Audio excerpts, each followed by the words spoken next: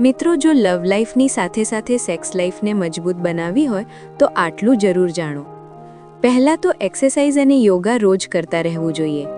શરૂઆતની ઉંમરમાં તો આપણે ઉત્સાહ અને એનર્જીથી ભરેલા હોઈએ છીએ, પરંતુ 30ની ઉંમર પછી પણ જો પોતાની જાતને એક્ટિવ અને એનર્જેટિક રાખવી હોય તો એક્સરસાઇઝ અને યોગા કરતા રહેવું જોઈએ. આ લાઇફસ્ટાઇલ સ્કિલ સારા સ્વાસ્થ્ય માટે તો ઉપયોગી છે જ, સાથે સારી સેક્સ લાઈફ માટે પણ બેસ્ટ રહે છે. જો તમે બંને સાથે વર્કઆઉટ કરો તો વધારે સારું રહેશે, કારણ કે તેનાથી તમારું બોન્ડિંગ વધારે સારું થશે. એકબીજાની સાથે વધારે સમય પસાર કરી શકશો અને એકબીજાની સાથે બોડીને લઈને કોન્ફિડન્સ પણ અનુભવશો. લગ્ન વખતે શરૂ થયેલી સેક્સ્યુઅલ ફ્રીક્વન્સી સમયની સાથે બદલાઈ શકે છે, પરંતુ લોંગ ટાઈમ રિલેશનશિપમાં સેક્સ કંટાળાજનક અને બોરિંગ ન હોય તે જરૂરી છે. જેમ જેમ વર્ષ આગળ વધતા જાય છે તેમ તેમ રિલેશનશિપમાં આપણે જૂના અને જવાબદાર થતા જઈએ છીએ. તમારી ઇન્ટિમેટ રિલેશનશિપ શ્રેષ્ઠ હોવી જોઈએ. પોતાના પાર્ટનરની સાથે સેક્સ વધારે સંતોષજનક હોવું જોઈએ, કારણ કે સમયની સાથે તમે એકબીજાની પસંદ, નાપસંદ અને આદતોને જાણવા સમજવા લાગો છો. જો કે ઘણીવાર ઘરનું કામકાજ, ઓફિસનો થાક કે અન્ય કોઈ કારણસર સેક્સ લાઈફ થોડી અટકી જાય છે કે પછી સમાપ્ત થવા લાગે છે. જાણીએ એવી બાબતો વિશે જે તમારી લિબિડો વધારી શકે. પહેલી છે ચોકલેટ સેક્સ. ચોકલેટ સેક્સ એ લાઈફને મીઠી બનાવશે. ચોકલેટમાં એમિનો એસિડ હોય છે, જે નેચરલી સેક્સ ડિઝાયરને વધારવાનું કામ કરે છે.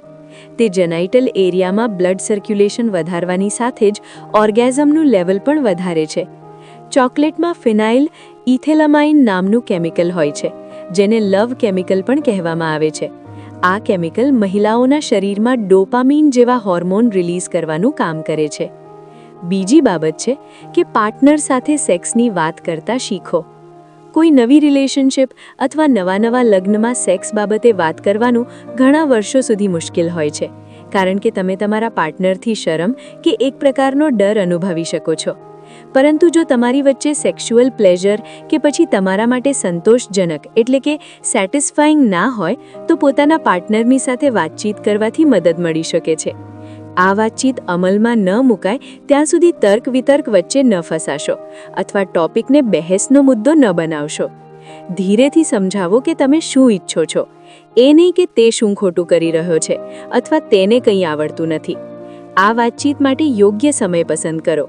આ વાતચીત નાસ્તાના ટેબલ પર, બાથરૂમમાં કે બેડ પર મૂડ જોઈને ક્યારેય પણ કરી શકાય. ત્રીજી બાબત છે કામો તેજના વધારતા ફળ ખાઓ. બહુ બધા ફળ એવા હોય છે જે સેક્સની ઈચ્છા એટલે કે ડિઝાયર વધારવાનું કામ કરે છે, જેમ કે કેળા, અંજીર અને એવોકાડો. આ ફળ વિટામિન અને મિનરલ્સથી ભરપૂર હોય છે, જે જેનાઇટલ્સમાં બ્લડ સર્ક્યુલેશન વધારે છે અને હેલ્ધી સેક્સ લાઈફ પ્રોવાઈડ કરે છે.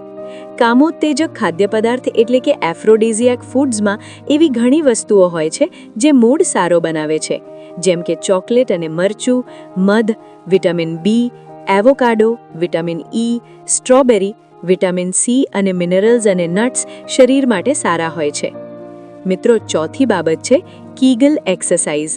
આ એક્સરસાઇઝ મહિલાઓ માટે ખાસ હોય છે. કીગલ એક્સરસાઇઝને પેલ્વિક મસલ્સ મજબૂત કરવા માટે ડિઝાઇન કરવામાં આવી છે. મહિલાઓ કીગલ એક્સરસાઇઝ કરે પછી સેક્સ માણવામાં ઉત્તેજના ખૂબ જ વધી જાય છે. આ એક્સરસાઇઝ બંને પાર્ટનર માટે ઇન્ટિમેસી અને સેક્સ્યુઅલ પ્લેઝરને સકારાત્મક રીતે પ્રભાવિત કરી શકે છે.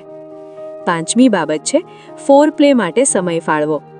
યાદ રાખો, સેક્સ એ કોઈ યાંત્રિક ક્રિયા નથી કે માત્ર ઓર્ગેઝમ પર પહોંચવાના ઉદ્દેશ્યથી થતી ક્રિયા નથી. ઘણા કપલ્સ ફોરપ્લેને વધારે સમય આપતા નથી. તેને કારણે ઉત્તેજનામાં ઉણપ, લુબ્રિકેશનનો અભાવ વગેરે જેવી સમસ્યા આવી શકે છે.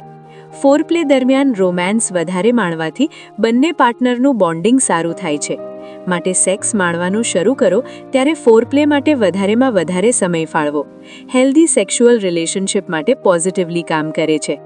છઠ્ઠી બાબત છે ડર્ટી ટોક પણ જરૂરી છે. બોડીનું સૌથી તેજ અને સેક્સી ઓર્ગન તો આપણું મગજ હોય છે, કારણ કે અહીંથી જ સેક્સ ડિઝાયરની ઉત્પત્તિ થાય છે. આ જ કારણ છે કે ડર્ટી ટોક એટલે કે અમુક સેક્સ કે નોટી વાતચીત સેક્સ દરમિયાન ઉત્તેજના પેદા કરવાનું કામ કરે છે. અટ્રેક્શન મગજના એ ભાગમાં શરૂ થાય છે જેને હાઇપોથેલેમસ કહેવામાં આવે છે, જે ટેસ્ટોસ્ટેરોનના પ્રોડક્શન માટે જવાબદાર હોય છે. નોટી વર્ડ્સ અથવા વાતચીતના ટોપિક પર તમારું રિએક્શન મગજના આ બંને ક્ષેત્રો પર નિર્ભર કરે છે, પરંતુ તે પુરુષો અને સ્ત્રીઓમાં અલગ અલગ હોય છે. અને મિત્રો, છેલ્લી બાબત છે કે સેક્સ માણ્યા પછી બંને પાર્ટનર વાતચીત કરવાનું ન ભૂલશો. સેક્સ માણ્યા પછી પાર્ટનર સાથે વાતચીત કરવાથી સંબંધમાં મધુરતા આવે છે. પોતાની ફેન્ટસી અથવા જે વસ્તુમાં તમને વધારે મજા આવે તે અંગે વાતો કરવાથી તમારો સંબંધ અને લવ લાઈફને ચોક્કસ ફાયદો થશે. જો કપલ્સ ખુલ્લા મને પર્સનલ પિલો ટોકમાં સામેલ થાય તો આનાથી રિલેશનશિપ પર પોઝિટિવ અસર જોવા મળે છે. તો મિત્રો, આવી રીતે તમારી લવ લાઈફ અને સેક્સ લાઈફ બંને સારી અને મધુર બનાવી શકાય છે. તો કેવી લાગી આ મારી માહિતી? કમેન્ટ કરીને જરૂર જણાવજો મિત્રો. અને આવી લવ લાઈફ અને સેક્સ લાઈફને લગતી માહિતી માટેના વધુ વિડીયો જોવા માટે અમારી આ ચેનલને સબસ્ક્રાઇબ કરી દેજો. અને જો આ વિડીયો ફેસબુક પર નિહાળી રહ્યા છો તો મારા ફેસબુક પેજને ફોલો કરવાનું ના ભૂલતા. તો ચાલો ફરી મળીશું એક નવા ટોપિક સાથે બીજા વિડીયોમાં. ત્યાં સુધી બાય બાય.